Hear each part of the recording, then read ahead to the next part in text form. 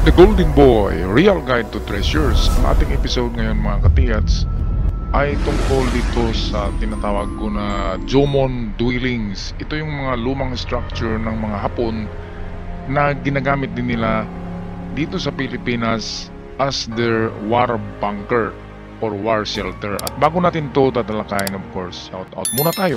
Alright, shout out tayo kina Danny Flores, kay Jiswen Jade, Salinda, Cirilo Jaom, Julieta Tabuklaon, Intensity. Shout out din kay Glenn Mario, Aldrin Jacinto, Edie Maris Guerra, kay Tating Naliman Salay.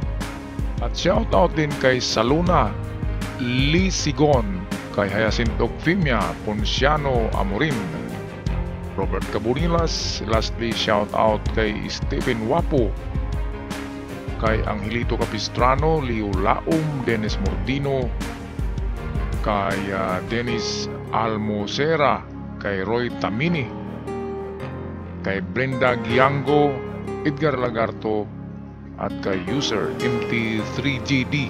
At sa mga hindi nabanggit na pangalan, shout out sa inyong lahat mga katiyats. Okay mga katiyats, ito yung magandang pag-usapan natin ngayon, itong mga tinatawag na Jomon Dwellings or Jomon Houses.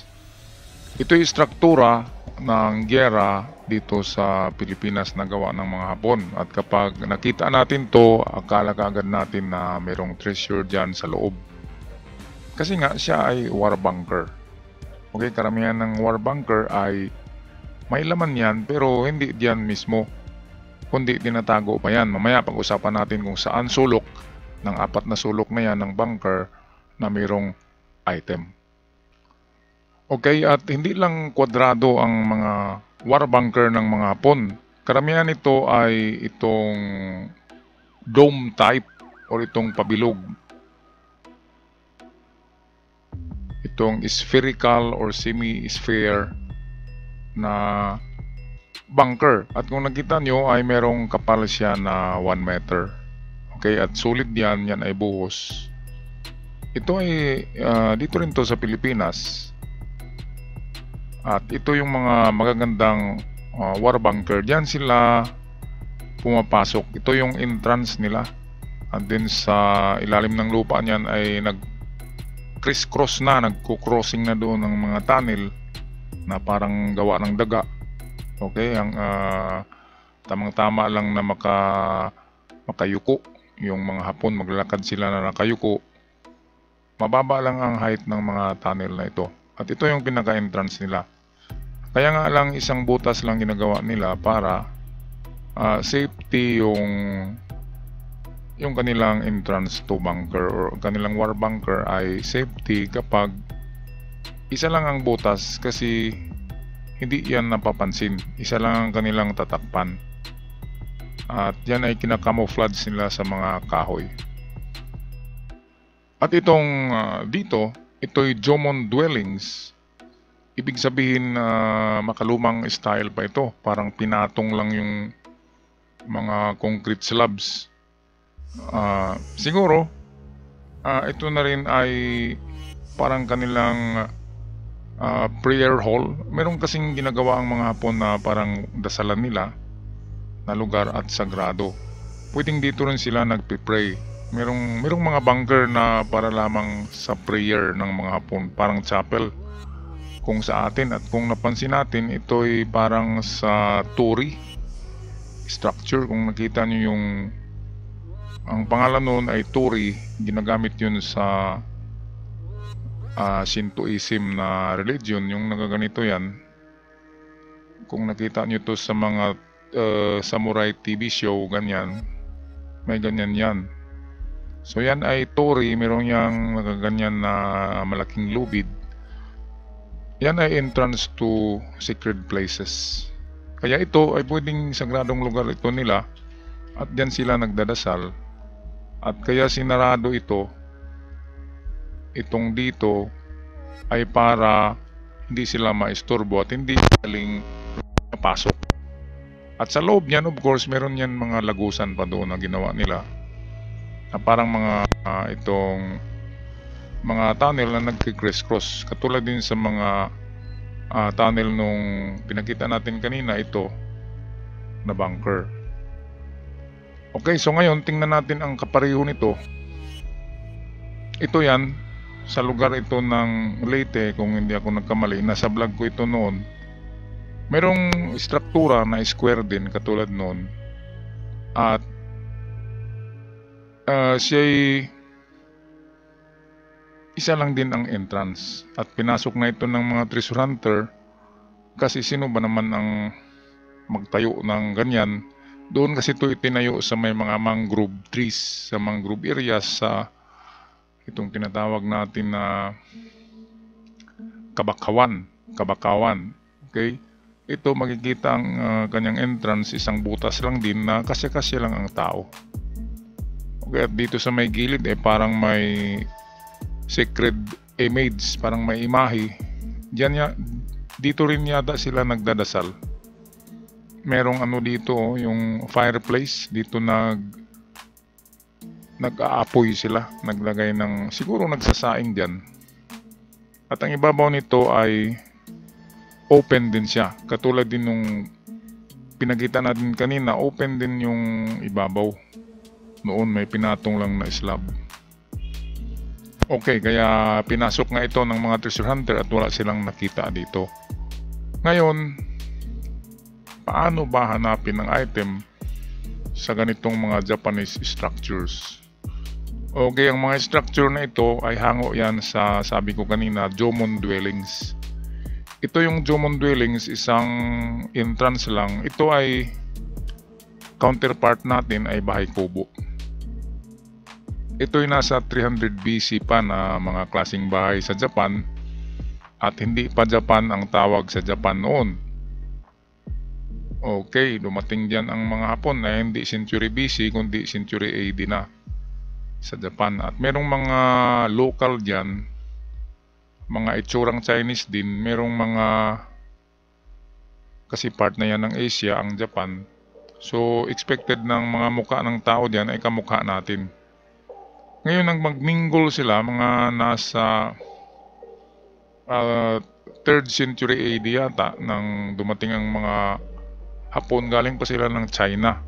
Ang mga ancestors ng Hapon ay talagang Chinese, na galing sa China, tumiwalag, parang Taiwan din from China. Tumiwalag din at nagsarili sila ng kanilang bansa sa tinatawag na Japan. Pero meron pang mga taong nauuna doon na mga nitibo, tinatawag na mga Jomon.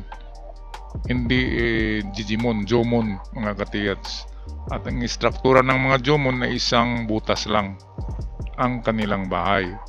Iwan ko kung anong rason yan.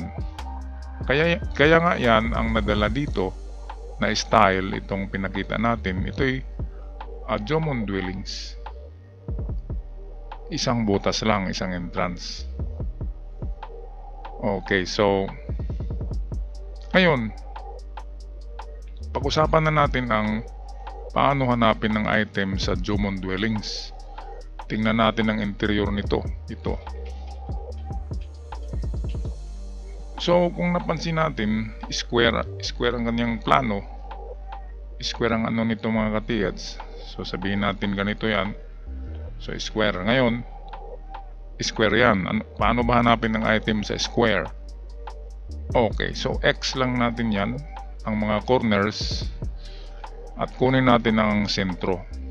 So nakita nyo itong kanyang saingan, ang fireplace niya ay sentrong-sentro. So pwedeng dyan.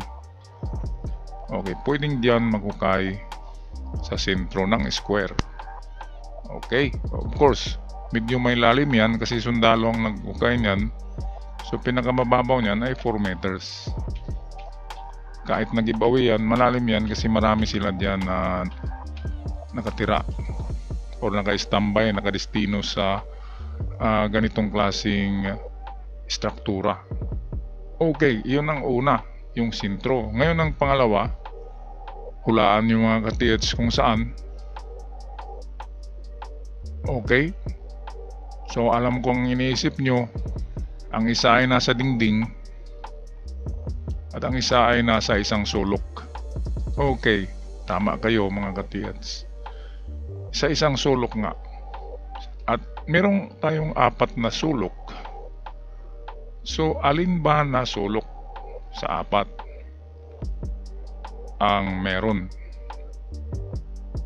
Okay, ngayon pagpasok natin, ito yung entrance, ito yung basihan natin kung saan dyan na corner, dito ba o dito nakalagay ang item. Ayan, so 4 yan. Ngayon, ang pinakauna na malaki ang tsansa na nandyan ay ang nasa kaliwa. Yung pagpasok natin ay kaliwa ito. So pagpasok natin yan ay kaliwa natin. Okay, dyan ang item. So ito ang hukayin natin na portion. Sa mga nakapunta dito sa struktura na ito pwede nyo yung balikan yan at try nyo ang left corner. Ngayon, left corner yan, kung sa compass yan ang west. Ngayon, alam natin na sa east ay maraming item. Kaya ito yung number 1. At ang number 2 na ating itestig kapag wala dyan sa number 1 ay ang kanyang kanan. Pagpasok natin ang kanyang kanan na portion, yan ay east kung nakaharap tayo sa butas. Okay, kaya yung dalawa lang na yan ang probable na meron talagang laman kapag merong ibinaon o itinatago sa mga struktura na ganito na Jomon dwellings. Kung ganito ang pagpasok natin, so ikaw ito nakatayo, ito yung kaliwang kamay mo, ito yung kaliwa mo, at ito yung kanan mo. So kaliwa dito yan. So ang hukay dyan ay of course sa palibot ng kaliwa na poste na sulok. Pwedeng sa labas o sa loob. At dito naman sa kanan, ganun din, pwedeng dito o sa likod ng poste or sa palibot niya. Okay, so yan lang ang aking pag-analyze mga katiyats. Kung merong mga treasures na naiwan dyan, ay siguradong nasa isang sulok sa 4 na sulok ng struktura na square. Okay, so hanggang sa muli, ako'y magpapaalam na maraming salamat. God bless you all and take care of yourselves. Paalam.